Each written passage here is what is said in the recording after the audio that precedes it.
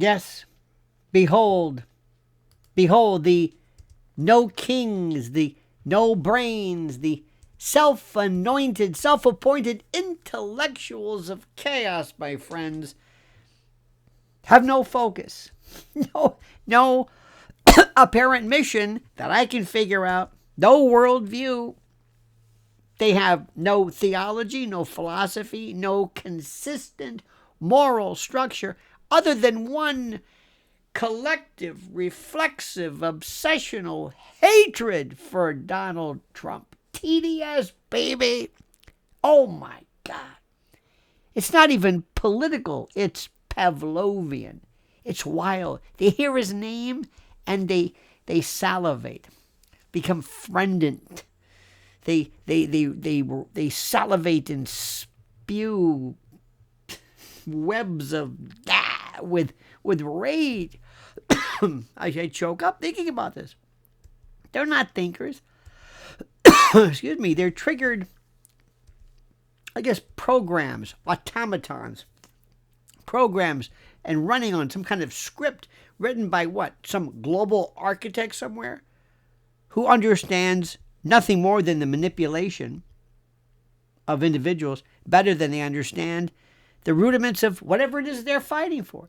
You see, they're the chorus of a political kabuki theater, a ritualized dance of the scrum of outrage choreographed by consultants and NGOs and billionaire puppet masters who treat them like the wind-up toys they are, with megaphones and cans of soup and black masks and ice water bottles frozen that they hurl. This is thuggery. This is brown-shirted stormtroopers masquerading as some kind of a cause. They are what happens, my friends, when social media children become, I guess, believers in this scripture of the holy book of outrage that becomes their oxygen. They don't create anything. They perform. They don't believe. They emote. Their ideology is the algorithm. Their catechism is the feed. Their theology, my dear friend, is trending hashtag. They don't know. They are vapid, vacuous, void, vacant. They call themselves progressives, but nothing about them really moves forward. Nothing is really progressive. They are human placeholders, filling the streets with slogans and sloganeering and pamphleteers and parvenus and political panjandrums that don't really understand fighting phantoms that someone else invented for them. They really don't know. They don't know why they're there. They're just here for the beer. Their moral compass is outsourced with talking points preloaded and pre-programmed in this weird kind of an anger synthetic that they represent. They wake up outraged for some reason because rage gives them purpose, at least so they're told. They march because silence terrifies them. Being alone terrifies them. Because when you're by yourself, you don't have the groupthink to lend allegiance to. They chant because thinking would expose how empty they truly are. The no brains movement, my friend, it's not a movement. It's a marketing campaign disguised as activism. They're not rebels. They're brand ambassadors. And I'm being kind, for some kind of globalist cabal or order that funds their fury and feeds their delusion. It's true, my friends. George Soros and his shadow foundations have perfected this sympathy and symphony of chaos. And by the way, USAID's back. That's right. You thought Elon got rid of him. Oh, no. The money's still there. See their handiwork? It's global. It's not spontaneous. The choreography is the same in every city. The same hand signals, the same slogans, the same signs, the same pamphlets, the same organizational signature, all printed from the same templates. The crowd believes it's some kind of organic creation, but it's engineered. They are the useful idiots and foot soldiers of an unelected elite class of bureaucrats and financiers who learned that the easiest way to control a population, as we're seeing, is to make them think they're fighting back. The no-brains scream about fascism while enforcing conformity. They rail against tyranny while at the same time demanding censorship. They burn cities in the name of justice and then demand more government to rebuild them. They're the circular firing squad of civilization. ANTIFA is their physical manifestation. And don't forget, by the way, TRANTIFA, this weird kind of a portmanteau of God knows what. Again, all of these psychological, psychiatric bed sores just replicating. This is street theater, my friends. Street theater of violence dressed up as virtue. And these are not revolutionaries. They're stormtroopers for the corporate left. Funded, trained, deployed, and forgotten. They are radical left militants in black uniforms, playing at rebellion while advancing the very system they purport and claim to hate. How about that? And now there's TRANTIFA, the gender-confused militant offspring of the same ideology. Gender-confused. We used to call them crazy. See, these are the people weaponized by identitarian lunacy and identity engineered to implode the notion of reality itself. They are angry, not because they're oppressed, but because confusion is their creed. They exist to shatter definitions so that nothing can be stable, nothing can be true. When truth dies, power takes its place. The Soros machine knows this. The intelligence agencies know this. The corporations pretending to be allies, they know this. The entire spectacle is performative chaos, a synthetic rebellion that protects the ruling order by exhausting anyone who might challenge them. And the media amplify the performance like a spotlight operator at a circus. Every protest becomes a product. Every scream a soundbite. And they're using video from crowds 10 years ago. Talk about, these are the same people who screamed misinformation and disinformation about COVID. They're using the wrong crowd scenes. And the press, if you call it that, they pretend, excuse me, I get all choked up when I talk about this. I'm sorry. Makes me crazy. They pretend that they're documenting or reporting some kind of a revolution, but it's a PR stunt for decay or rot or something. The anchors, these pathetic people, they play their part. You know, the pundits recite their lines, and the influencers like Bill Nye, the science guy. Oh my God. What is he, some D-lister? What is he? Bill Nye? They just show up. Show up for their lefty street cred. They memorize their lines. The influencers cue the mob, and mobs dance and scream and yell on command. It's a kabuki scrum of fake resistance. They say they're fighting authoritarianism, but they obey it. They're proud of the numbers, but that they've achieved ostensibly, depending upon which lie you believe. But it's nothing but noise. They call it democracy, but it's submission by consensus. They call it justice, excuse me, but it's punishment without thought.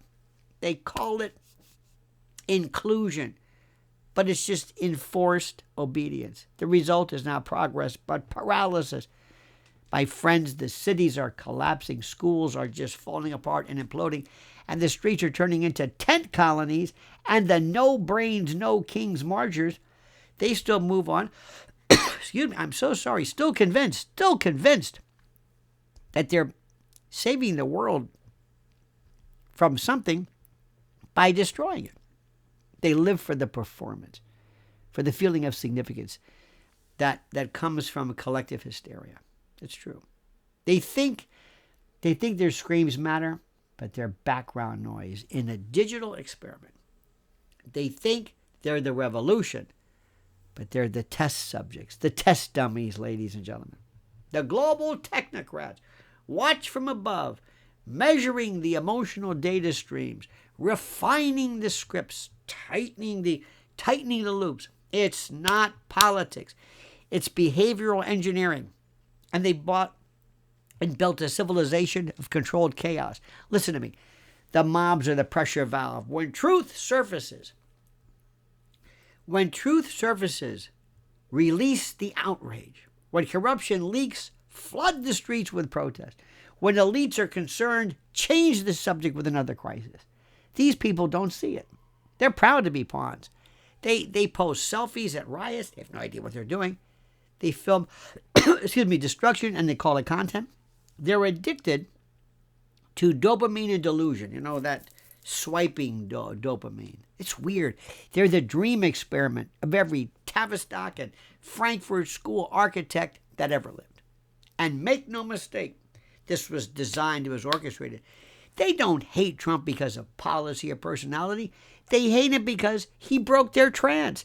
They hate him because they're told to hate him. He's the mirror that reflects their emptiness. He represents choice in a world that trains obeisance.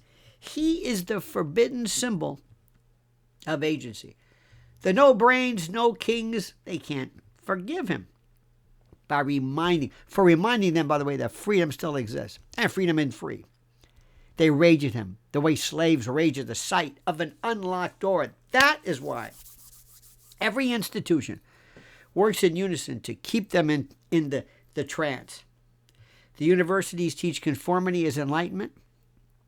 Corporations and media preach virtue while exploiting the poor that they so richly care for.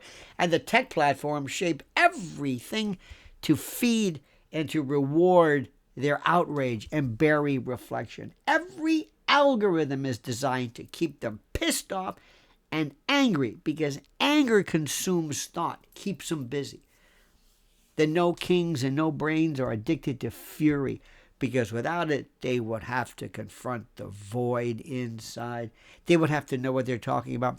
They would have to really be able to articulate what it is that they're upset about or what they support. What's their worldview, and they can't.